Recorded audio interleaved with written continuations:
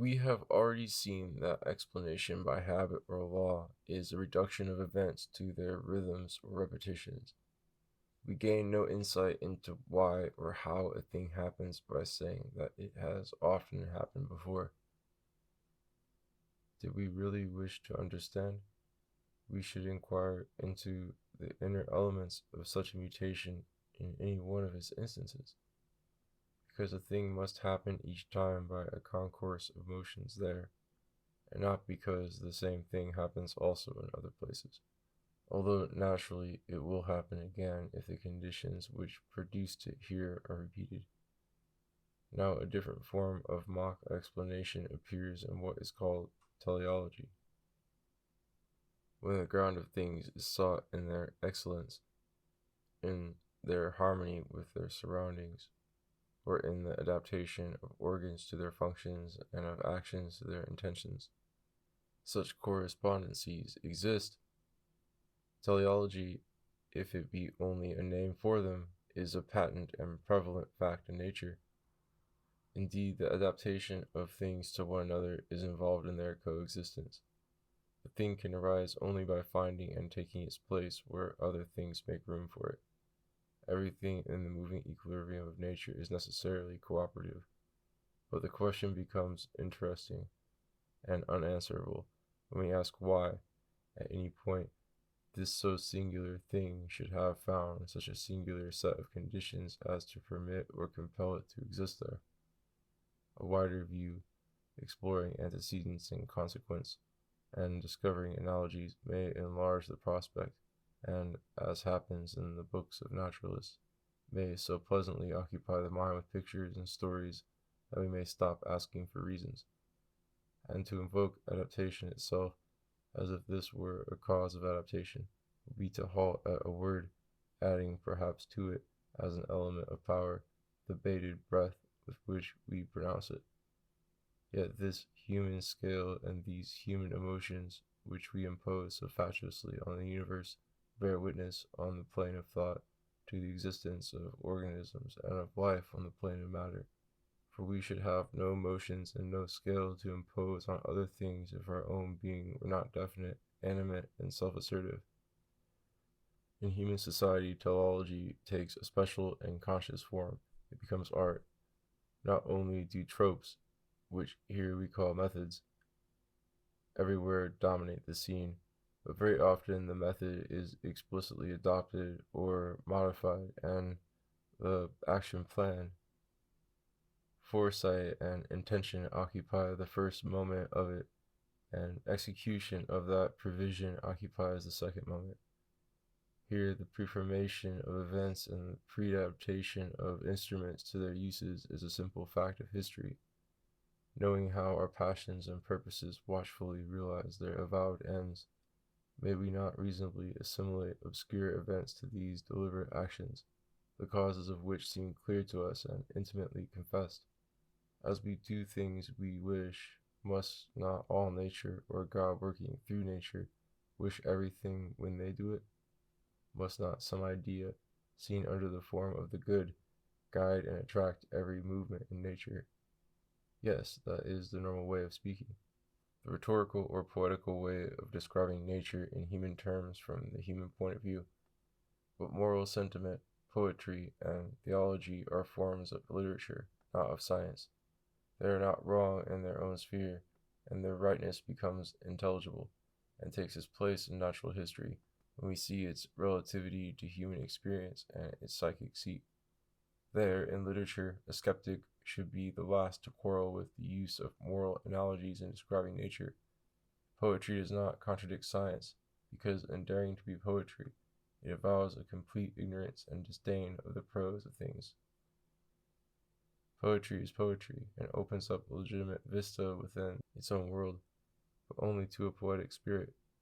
In its material existence, it is a flood of verbiage incidental to human passions and their rhetorical automatisms. In its biological capacity, poetry can be described only in prose, and all its insights reappear as incidents and as subjective creations bred in the realm of matter. Before indicating in the tentative way which alone is possible, the material basis of teleology, It may be well to examine the logic of it in the imagination, for the contrast between poetry and prose is by no means absolute, and any scrupulous study of moral philosophy compels us to restore that subject and ourselves who pursue it to our place in nature. The clearness of moral life, after all, is only a verbal clearness, a sort of facility and acceleration by which our acts and feelings come to a climax and fulfill their natural tropes. We are left in the dark concerning the manner of this fulfillment. We are even more in the dark as to the ground of the ideas and wishes which, as we say, guide our conduct. When all goes well, we need not stop to question them, but presently, when they clash with one another and fail of fulfillment, the easy miracle of their power begins to seem dubious, and subterranean bonds between them and the world of action become visible in a biological direction. Consider first the existential presence of human wishes and ideas. It is conceivably an original fact and unconditioned. Why should any wish or idea arise at all here and now? Is the mid-void peopled with them, as with little winged heads of cherubs, without bodies and without support? Surely if anything ever had a cause and was evidently secondary, it is human will and fancy. To take them for absolute beings or original powers would be to allow theoretical sophistries to blind us to the plainest facts. If I want water, it is because my throat is parched. If I dream of love, it is because sex is ripening within me. Nature has fixed the character, and circumstances have fixed the occasion for this ferment of desire and conception. Conscious will is a symptom, not a cause. Its roots as well as its consequences are invisible to it, material and often incongruous and astonishing. But suppose that the mind, like some morose tyrant, determines to shut all doors and windows against the outer world, and to see only by the lamp of self-consciousness. What will be the stuff of its meditations? Nothing but animal wishes and barnyard ideas, demands for food, air, liberty of motion, dreams of wild things to be chased, eaten, played with, or hidden, or perhaps of fame to be won, empires conquered, friendship and love and praise. How come absolute free will or a groundless moral energy to choose these similar objects? Could it not have employed its inviolable leisure and its infinite invention in conceiving something better than such a very humble, cruel, and nasty animal world? And could not its sentiment have been less sentimental, less unctuous and constrained, less tainted by terror and desperate delusion? Why are human love and religion so tormented, if they are masters of the world? If they command miraculously and matter obeys, is it not because matter had first created them and dictated the commands which they were to issue? Evidence of this, if it were needed, might also be found in the loose character of ideas and wishes compared with their fulfillments, even when they are materially fulfilled. These ideas and wishes are personal, confused, and incomplete. When a lawgiver designs a constitution or an architect an edifice, 1,000 contrary principles and suggestions assault his mind, unless he is very precipitate or an absolute slave of habit. The plan will take shape in his mind to his own surprise. It will be a sudden concretion of subtle currents and accidents within him, the harmony and relevance of which, if any, we call his genius or his ability. Even when these are greatest and most seasoned by experience, their prophetic virtue will be only abstract and partial. The event will be a new surprise, as was the idea, for it is hardly possible that the edifice when complete or the construction when in actual operation should produce the same impression on the mind as the plan conceived there originally. The plan arose by a synthesis of acquired impulses within one body. The work arises by a concourse of actions which, even if still those of the same person only, and obedient to the same vital impulses of the idea, as happens in singing, speaking, or making a gesture, yet occur now in the outer world in a comparatively foreign material, and with a greater admixture of accidental concomitants.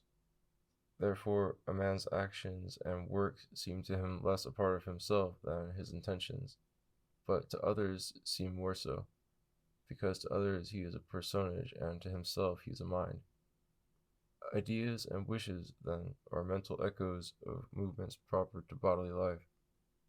Were they not, they could have no application and no relevance to the world. The more accurately they prefigure events and seem to control them by prescribing their tropes, the better they prove their own fidelity to the ruling impulses of matter. Clear ideas are evidences of clean arts. A firm and victorious will bears witness to a strong and opportune economy in the organism. Indeed, for a scientific psychology, behavior is the only conceivable seat of mind, and intelligence simply a certain plasticity in organisms which enables them to execute tropes in subtle harmony with their material opportunities. True mind and intelligence are something more, in fact. This we perceive when, in reflection, we gather up sensuous images, memories, lyric effusions, and dramatic myths into a literary psychology, which may be remarkably convincing but remains purely literary, for it cannot follow the flux of its subject matter by observation and measurement, but must recreate it in imagination, and leave it at that. Similarly, the history which interweaves intentions with events and ideas with motions may give a capital description of moral perspectives, but it is simply literature. Total events in nature are never wholly mental, and it is on their material side, through their substance and physical tensions, that they are derived from previous events and help to shape the events which follow. But this doctrine is based on far-reaching considerations which may often be ignored, and when only the mental side of an event is discovered, the material and substantial side of it may be denied, and states of mind, in their purity, may be regarded as total natural events.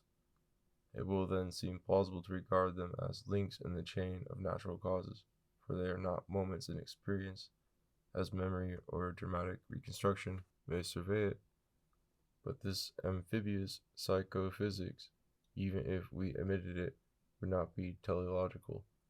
Each mental event would transmit existence and energy to its successor in proportion to its own intensity and quality, just as if it were a form of matter. It would not thereby exercise any magical moral control over its consequences. Thus, intense thought might make the headache, fear might cause paralysis, amusement laughter, or love a want of appetite and early death. The teleological virtue of wishes and ideas is accordingly something quite distinct from their alleged physical influence. Indeed, it is only when we disregard this incongruous mechanical efficacy attributed to them that we begin to understand what their teleological virtue would mean. It would mean a miraculous, pre-established harmony between the commands or wishes of the spirit and events in the world. It would mean the exercise of divine power which a well-advised human being could never attribute to himself, but only to the grace of God, perhaps passing through him. Teleology then retreats into a theology, or into a cosmological idealism, fraught with curious alternatives for a divine mind.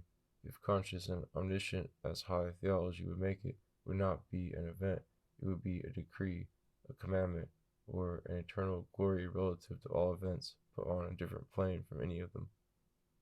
If, on the contrary, the divine will was immanent in the world and intermingled with all natural events, it would evidently not be separate or self-conscious. Indeed, it would be only a poetic synonym for the actual fertility of matter, and for the tropes exhibited in its evolution. In either case, after making our bow to this divine will, out of a deference to antiquity and to human rhetoric, we should be reduced to studying as far as possible the crawling processes of nature. These will be the seat of such teleology as surely exists, and as a critical philosophy may record without falling into rhetorical ambiguities. Organic life is a circular trope which at each repetition touches or approaches a point which we regard as its culmination and call maturity. In man, maturity involves feelings, intentions, and spiritual light, but it is idle to regard the whole trope as governed by these top moments in it, which are more highly conditioned, volatile, and immaterial than their organs, their occasions, or their fruits. Nature is full of coiled springs and predestined rhythms, of mechanisms so wound up that, as soon as circumstances permit, they unroll themselves through a definite series of phases. A seed, if suitable, sown and watered, will grow into one particular sort of plant, and into no other. At the inception of such a trope, the predestined movement is said to be potential. There is a predisposition in matter at that point to execute the whole movement.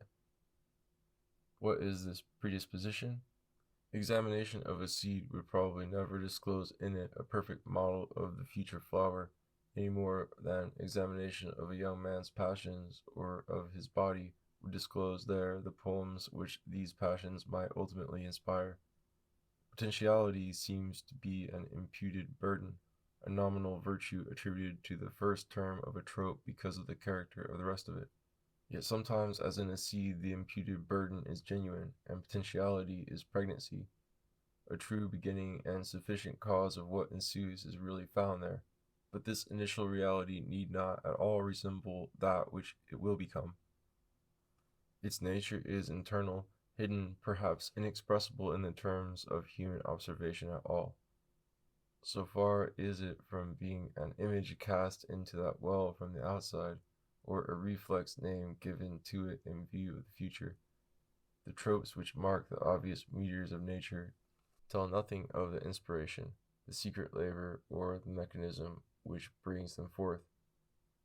Heredity is an obvious case of repetition, but its temporal scale is so large in respect to an observer of his own species that individualities may seem to him more striking and self-grounded than uniformities.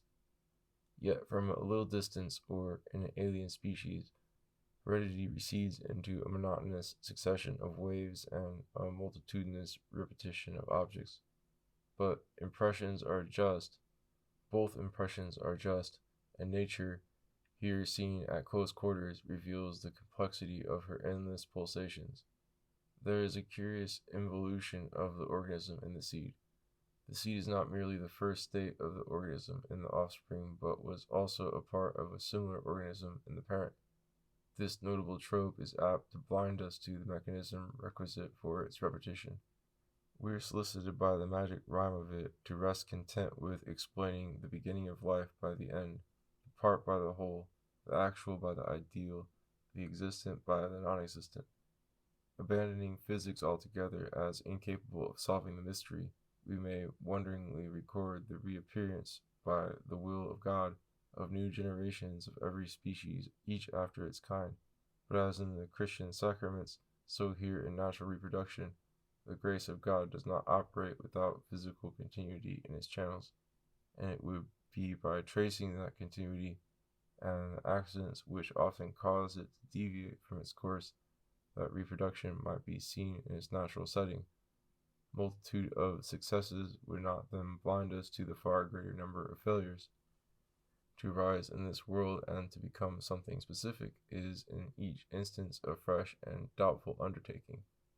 Prodigious complexity is something to which nature is not averse, like a human artist, but on the contrary is positively prone, and in animals the attainment of such prodigious complexity is made possible by the fact that a special environment is at hand, in the body of the parent, enabling the young organism to run through its earlier and fundamental phases safely, surely, and quickly.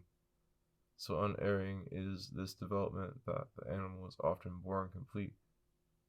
Yet there is enough wavering with false starts in directions once taken by the species and since abandoned to show that the core of the seed need contain no prefigurement of the whole result, but that this result is reached tentatively in reproduction, as it was originally in evolution, only that the ovum is a far better locus for a perfect development of the psyche than was the bleak outer world. Nevertheless, the manner of this quick and spontaneous growth is little understood, and only the total trope remains to furnish our imagination. Seeing its dramatic unity, we feel that the first term must be pregnant with the ultimate issue, as the first act of a good play, assuming human nature and the ways of the world, is pregnant with the last. We forget that poetic genius itself must have natural sources and reason external guides, and we attribute the perpetual attainment of some natural perfection to the miraculous power of the trope realized in it, or to the divine will contemplating that trope and, as if fascinated by its magic beauty, commanding matter to reproduce it forever and ever. Final causes certainly exist in the conduct of human beings, yet they are always inadequate to describe the events in which they are manifested, since such events always presuppose a natural occasion and a mechanical impulse, and these cannot flow from the purpose or choice which they make possible and pertinent. The whole operation of final causes therefore requires, beneath and within it, a deeper flow of natural forces which we may darkly assign to fate or matter or chance or the unfathomable will of God. Yet since without this irrational occasion or afflatus, those purposes and choices could never have taken shape, it ought to suffice for a reasonable satisfaction if, in some measure, the natural perfections of things are manifested in them, and if there is some degree of harmony between the world and the spirit. Moral tropes have their proper status and dignity if they are actually found in the human aspect of events. They are not rendered false or nugatory merely because the material existence presupposed in them has a different method of progression. Medicine and psychology are now disclosing a truth which men of experience have perceived in all ages, that virtues and vices are equally phases of a controllable physical life, a fact which takes nothing away from their beauty or horror. They are the moral qualities of a natural being. Mechanical tropes in their turn are incompetent to describe or measure spiritual realities, such as excellence or happiness or spirit itself, nor is it reasonable to require them to do so. They will be amply authenticated if they can serve to trace the whole material backing and occasions of those moral harmonies or spiritual lights. These, in order to arise, do not require a different mechanism of their own, or a different occasion. The material mechanism and the material occasion fully suffice to introduce and to justify them. The physical terror of murder has made murder criminal. The animal warmth and transport of love has made love tender and deep.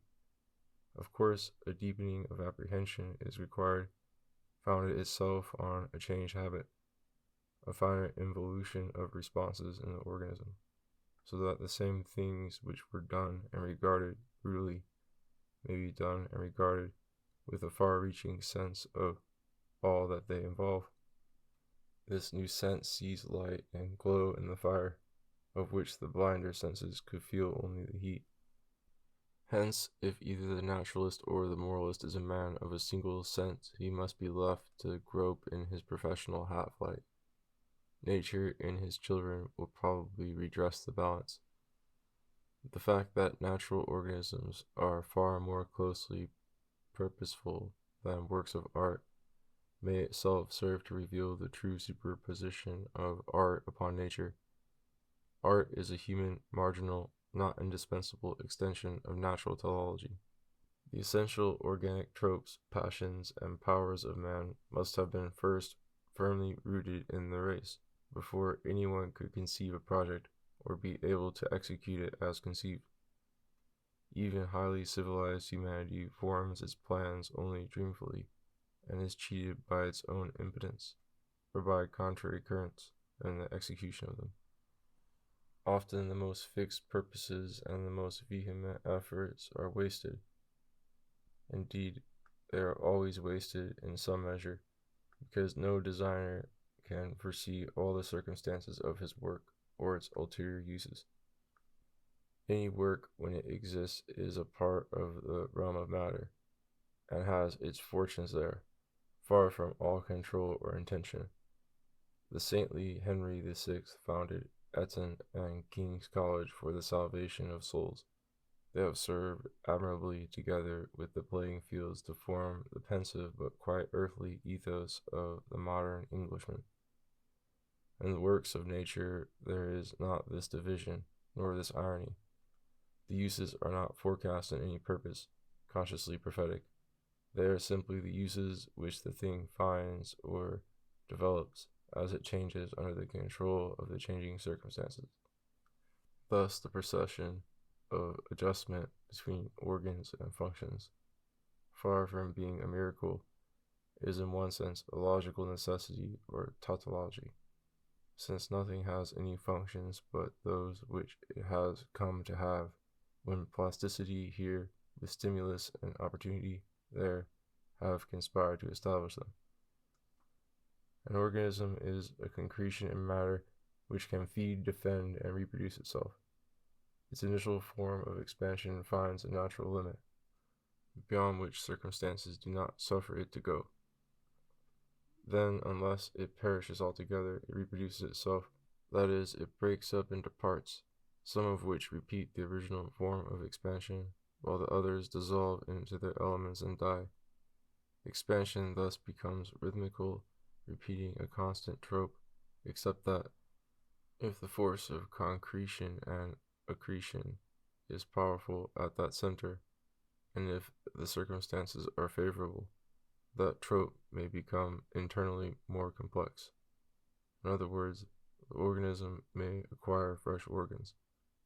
These will reappear in each generation in their due place and season, if the environment continues to give them play.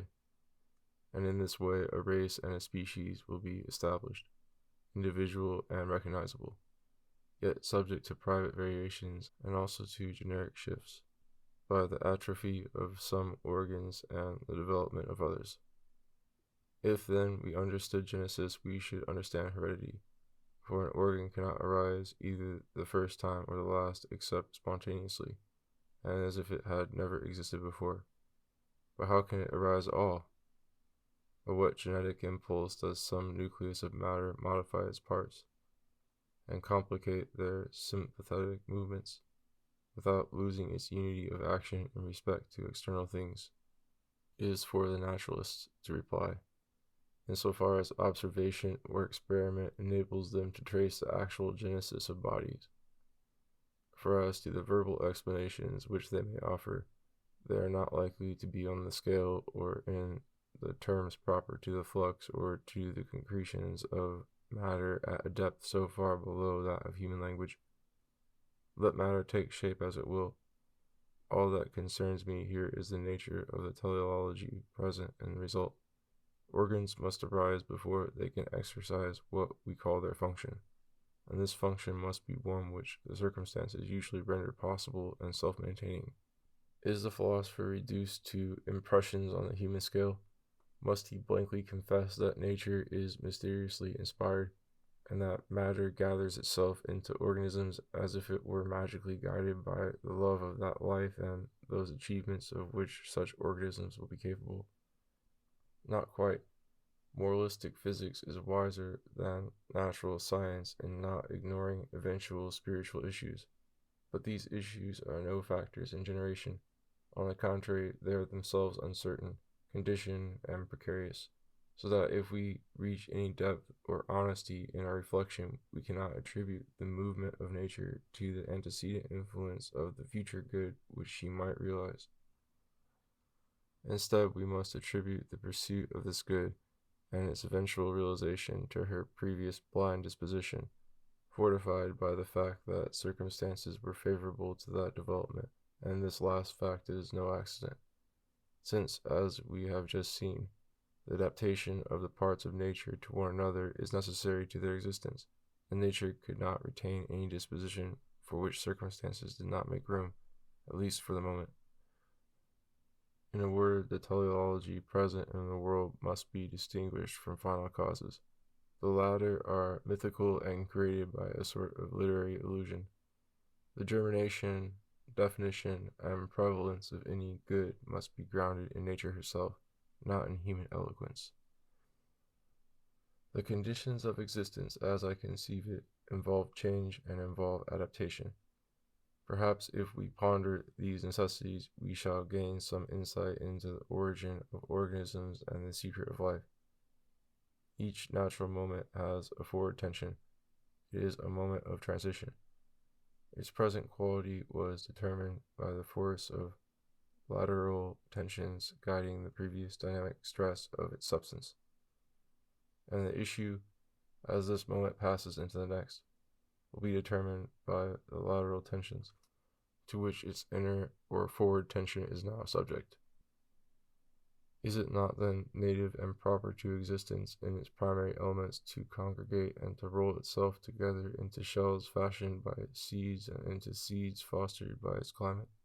And will not this initial concretion at any point go on swallowing what it can, destroying what it must, and harmonizing its own complexity until some contrary wind or some inner exhaustion disperses its elements?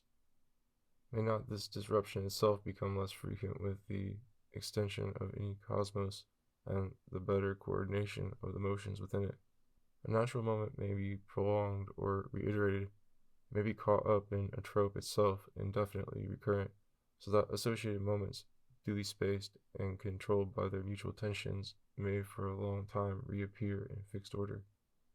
Any trope will recur if within its substance or nearby there is generated a fresh natural moment, like the original one, and under similar conditions. Nothing more is required for a swarming or hereditary life to cover the face of nature. Every natural moment in which matter at any point holds some essence unchanged is fit to be the seed of all creatures and the center of all thought. Some sequels might be reached only by a great and prosperous development from that moment outward. Others might require the dissolution of this complex and a fresh beginning in some other direction from one of its radical elements. But forwards or backwards, everything might be arranged around any nucleus without the least violence or suppression of its original life, if only it were planted in the requisite soil. This profound naturalness of the greatest complications becomes clear to us in health when we move spontaneously and think smoothly. It is only in disease that we tremble at our own incredible complexity, and that harmony becomes a problem. In fact, harmony in itself is neither more difficult nor rarer than disorder. That which demands a rare concourse of circumstances is harmony of this sort here. And yet, in the special circumstances in which anything arises, harmony with that thing is presupposed. Otherwise, that particular thing would not have arisen. When our own ready-made being and action are the facts in the foreground, we instinctively and justifiably take it for granted that surrounding nature is in harmony with them and will give them suitable play. They are not unconditioned or omnipotent, but they are cooperative with their world. It is only when a different harmony, not native to us, is suggested, that it seems to us impossibly difficult of attainment and, if actual, miraculous. Before we could adapt our presumptions and impulses to that alien order, we should need to retrace our steps and follow that other path of development. Everything that is, except where it is, will be infinitely improbable. Thus the very fluidity of the flux, in its moving equilibrium, causes every concretion that can arise to arise, and every organism to maintain itself which can maintain itself. Such is the feeble yet ineradicable sympathy in the poor heart of matter towards the whole realm of essence. With many a false start, with a momentum and an organic memory often disastrous, with an inertia always trustfully blind, existence passes inevitably and in many streams from what it is to what it can be. It changes in the very act of continuing, and undermines its condition in surrounding it with developments and supports. Then, when any of these concretions collapses, as they must all collapse in turn, it returns to the charge, perhaps in the same direction, like Sisyphus or like Proteus, in quite another. In the first case, we speak of reproduction, in the second of evolution. But these words do not stand for different forces or principles, but only for different results. In reproduction, the flux repeats the same trope. In evolution, it changes that trope for one more complex or appropriate, imposed by a new balance of forces. That collapse is inevitable follows from the fact that existence is essentially chaotic. Its parts, perhaps infinite multitude, will be always readjusting their mutual tensions, so that ultimately the ground gives way under any edifice. And the catastrophe may ruin more than that confident system. It may radically transmute the elements which compose it, since every essence which matter may wear is arbitrary and, if occasion offers, may be exchanged for some other. Moreover, any trope has limits. The matter which executes or reproduces it, having done so, falls back into the relative chaos which remains the background of everything, so that death, in every instance, is the end of life. And in nature at large, death can be only temporarily and imperfectly circumvented by fertility. I speak of fertility in a particular species and within one moral world, for of new creations there is presumably no end, and one perfection can neither remember nor desire another. I confess that the life of the spider, or my own life, is not one which, if I look at it as a whole, seems to me worth realizing. And to say that God's ways are not our ways, and that human tastes and scruples are impertinent, is simply to perceive that moral values cannot preside over nature, and that what arises is not the good in any prior or absolute sense, but only the possible at that juncture. A natural growth which, as it takes form, becomes a good in its own eyes, or in the eyes of a sympathetic poet. Then this good realized endows with a relative and retrospective excellence all the conditions favorable to its being, as if with prophetic kindness and parental devotion they had conspired to produce it. The spider is a marvel of pertinacity, and I am not without affection for my own arts and ideas. We, both of us, heartily welcome the occasions for our natural activities, but when those occasions and activities have passed away, they will not be missed.